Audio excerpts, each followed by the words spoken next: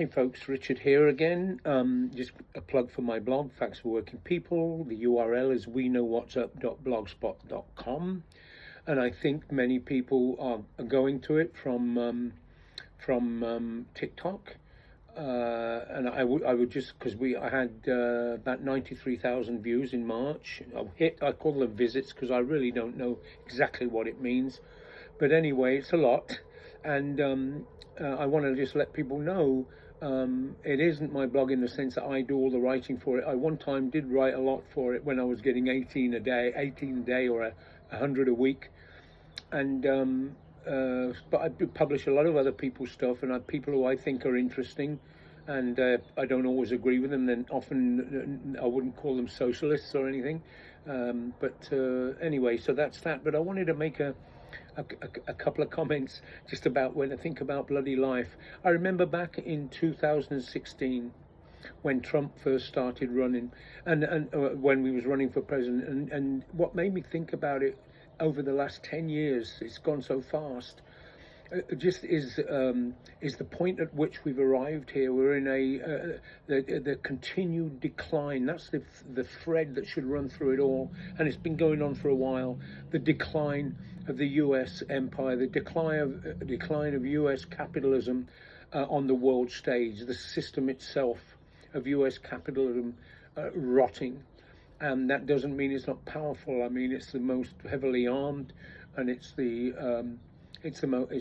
biggest economy on the planet, but it is in decline. And when they're an empire in decline, just like the British Empire, it's a very dangerous beast. And I always mention it: the British in their colonies in Malaya and East Africa, how vicious they were, and when they knew they were done. The white South African apartheid regime, when they knew they were done, they didn't say, "Oh, let's be nice now." No, just the opposite. They're going to let people know, here's who we were when we go out the door.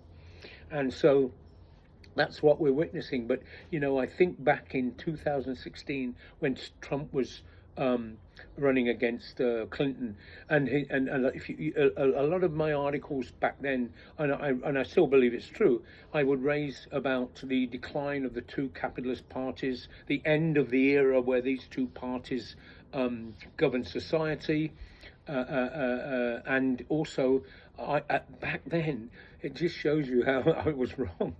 Back then, I did not think that Trump would get elected. And it's like a friend of mine up in Michigan, when he saw him imitate the disabled person, and my friend up in Michigan said he thought that, well, he's done. And when the pussy comments, he's done. He was not done. I did not think, but why did I not think he would win? I did not think, of course, he never won the popular vote. The electoral college elected him, but I did not think he'd win, because I thought the U.S. bourgeois, the ruling class in this country, sections of it are clearly to the right, and that there are divisions within them.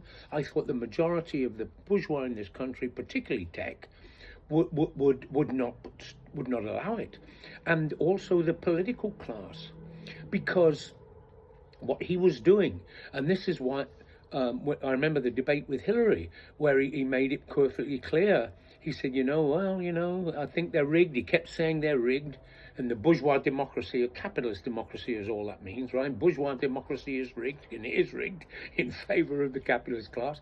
But when him saying it in general, the elections are rigged, and I might not accept the results. And that, to me, I thought, there's no way. This is what he was undermining the institutions of capitalism. You can find it back on the blog. I wrote that many times. He's undermining, and the bourgeois won't allow it. Not only did they, whether they allowed it or not, they weren't able to stop it. He got elected. Then we had the Biden thing. Of course, after that, of course, I was much more cautious. And then you had the Biden thing, and then he got elected for this second term. And there's that image of those big Bezos, of a Zuckerberg, the other, Elon Musk, and I don't know if there was another one. These tech giants now that have moved were up there looking at him and everything else. And this traditionally has been the more democratic wing, I think. You know, the energy industry, the fossil fuel industry was Republican. These liberal Democrat Silicon Valley types, you know, but there they were looking up at him, and boy, they've raked it in.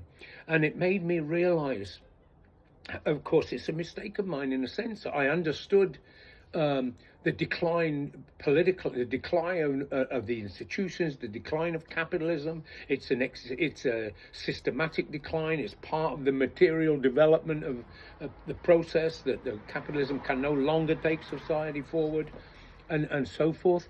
But I never really thought enough about the ruling class.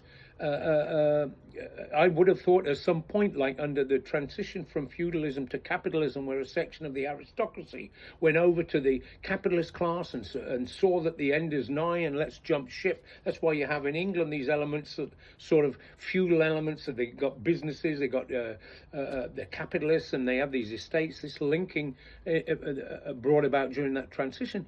I thought, well, maybe that'll happen, that a section of them will go over. But no, they just, and see that we need to change, but no, they were there sitting there looking at Trump and enjoying the ride. And I was wrong about that. I did not think the US bourgeois, there would be enough of a division within them to allow him to undermine their institutions the way he has, the universities, the election process, bourgeois democracy, all of these. That's what's happened, and it's part and parcel of this decline of US capitalism and US imperialism on the world stage. And it's a very dangerous time, because declining empires are very dangerous. They lash out, and we have nuclear weapons, don't we? Or don't they? So anyway, that was just my thought. Oh, and it made me think, actually, I'm going to go back and read the German ideology, the individual and society, Marxist stuff on that. It's really fascinating stuff, and I recommend it for anybody that hasn't read it. All right, that's it for today. Thanks. Take care.